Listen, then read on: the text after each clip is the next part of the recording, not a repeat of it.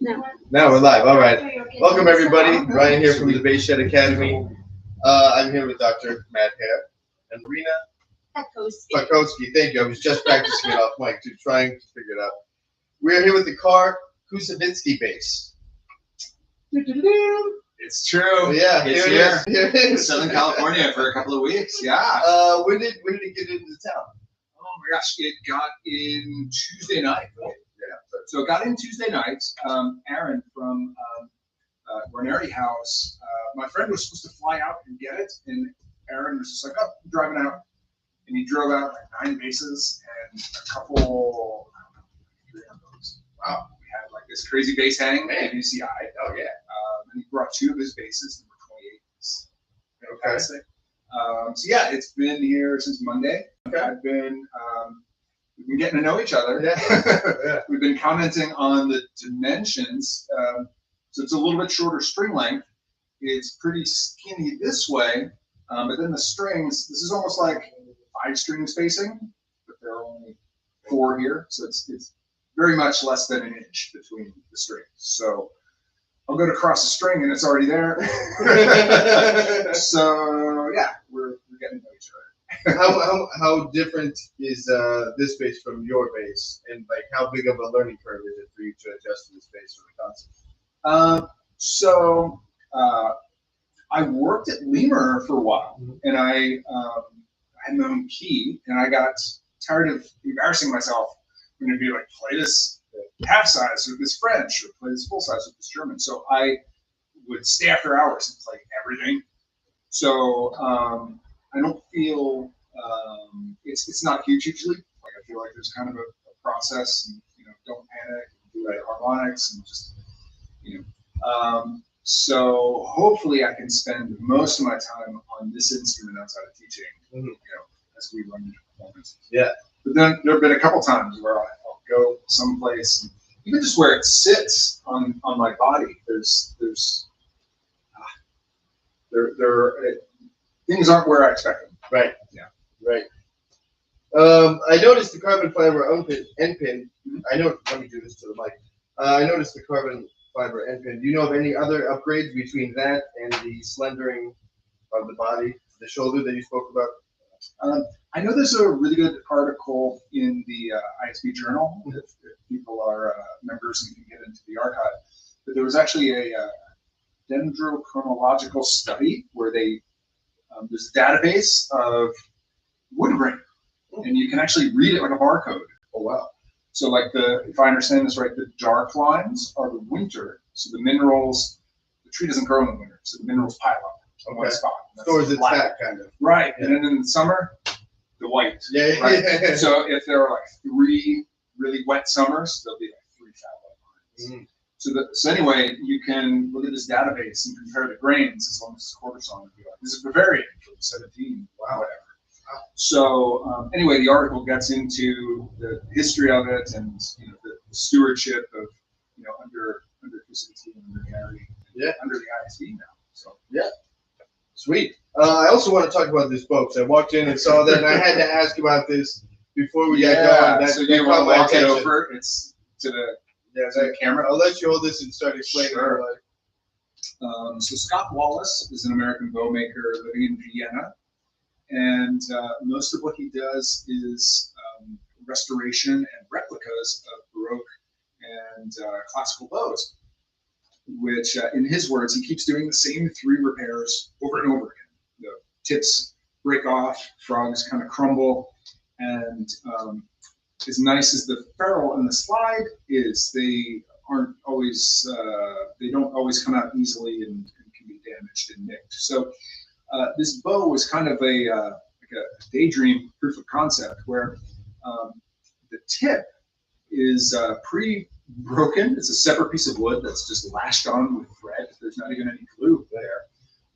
The frog has this kind of bar. It's actually shaped like an O. I'll hold it against a black shirt. Yeah, you can't see it. And then it's hard to see, but the way the hair comes out of the frog, there's a slight arch. So what happens is the hair on the outside in the middle, it's all the same tension. Because if you think of a hank of hair, when they stick it in, it's kind of like a tube, and then it gets crushed when it goes around the corner, and you get all kinds of uneven stuff. And it's a traditional weight and a traditional balance. What drew me to it initially is that there's no metal on it.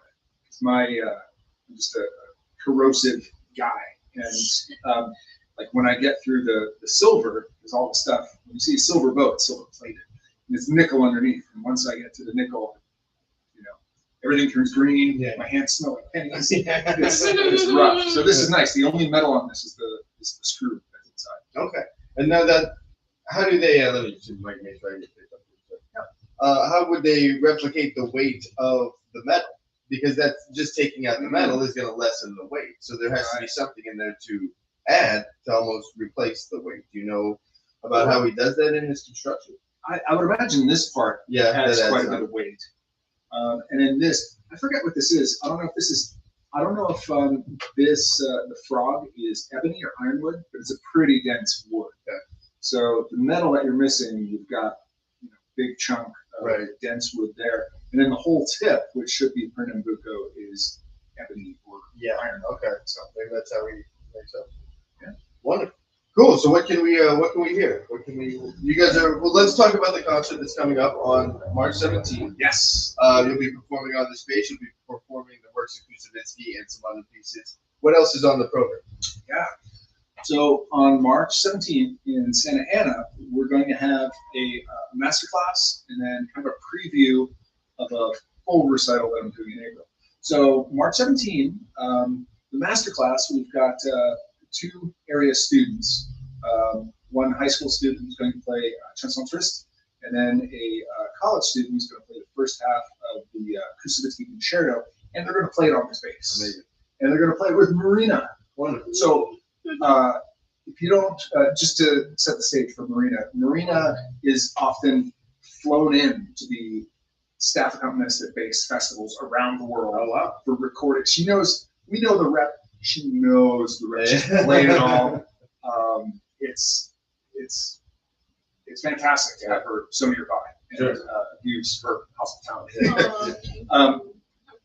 Let's see. So Marina will accompany them. I will I'll coach them in front of an audience, and then we'll take a little bit of a break.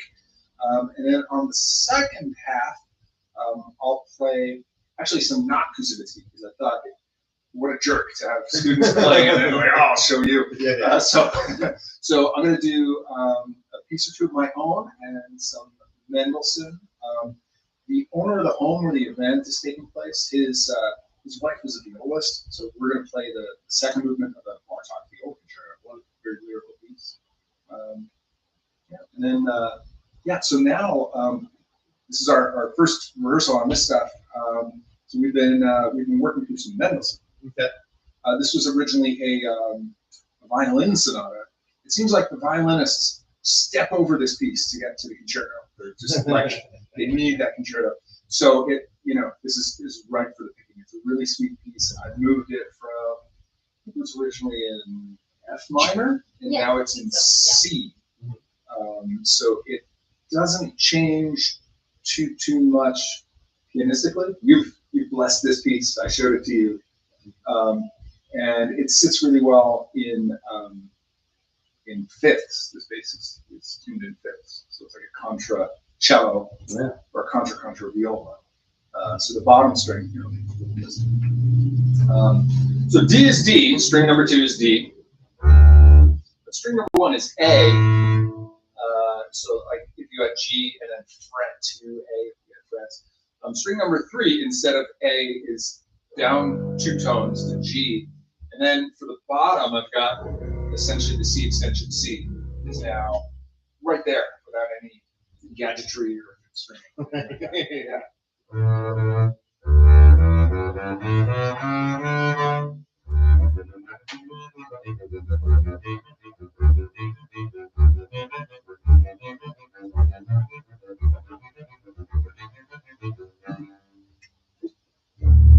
Sorry. No, all good. All good. Now, is this bass going to be tuned in fifths for everyone to play? Or are you tuning it in fifths just for this sonata? So So the strings that are on it right now, the top string is a solo A, and then the D is an orchestra D, and then the third string and the fourth string, they're orchestra strings, but they are, if I drop them to G and C, they're okay. So it's funny, for the 17th, it will be an orchestra tuning. For the first half, when the students play, so they will play an orchestra tuning fourths. And then with intermission and a word from the sponsor, I will furiously retune in a back room, and then we will come out and play. Cool. Can we hear something? If you guys are, thanks for letting me crash the first rehearsal. I don't know if I would be so bold to have someone show up to my first rehearsal. Thank you both. No pressure. How about the tippity top? And you got like the first ending? Sure.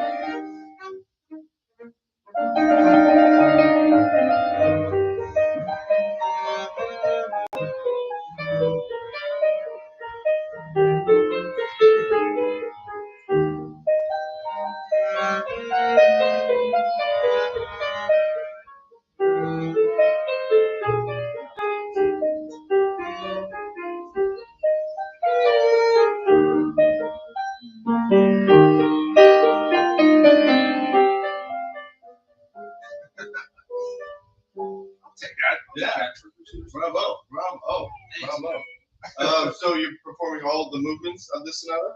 Actually, I'll just perform the first movement of that sonata. So on the 17th, my half, I'll start with that piece we talked about last time, Barber 1013. Then we'll do the Bartok, the open concerto second movement. Then I was actually thinking there are two unaccompanied pieces by women composers that I'll premiere in April because March is Women's Month. Those on. So the night before, South Coast Symphony sponsoring, co-sponsoring the event, and the night before they're doing an all women composers concert. So anyway, I'm going to draft off that. Then we'll do this, and then I'll do the theme and variants that other piece we had last time. Yeah. Wonderful. Now I know I'm in a unique position, and I love watching you play. I think the camera doesn't have the privilege that I have. Can we maybe do a slight reposition? You are more important than whoever that was. Everybody, I apologize. Yeah, let me square up. So let's see what I can do here.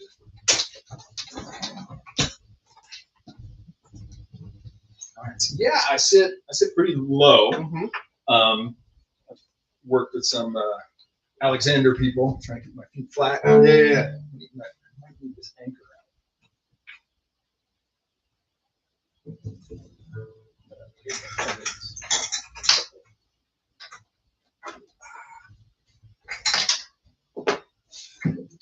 So when was the bass originally made? Is that information in the ISB journal when it does the full 23andMe on the bass? Yeah, sort of. So, so the lore was that Koussevitsky bought this bass in Paris around, I think it was 1906 or something like that, and he thought it was an Amati. It was presented as an Amati. It was presented as a 1611 Amati, and it was billed that way for the longest time. And then I think in the 90s, the ISB article came out, and I think the wood was still growing at 1611. Right. So, you know, when my students are shopping, I always tell them, like, you can't read the label while you're playing. Like, it's good to know where your money's going, but like a good bass is a good bass. Yeah. So it's the only thing that matters. Yeah. So. Yeah, but you feel comfortable maybe doing one of those solo pieces? Yeah. Spoke about? Let's see. Let me throw this one. And which one is this, just to set it up? Let's see. Let me do a little bit of theme and invariance. I'll start in the middle.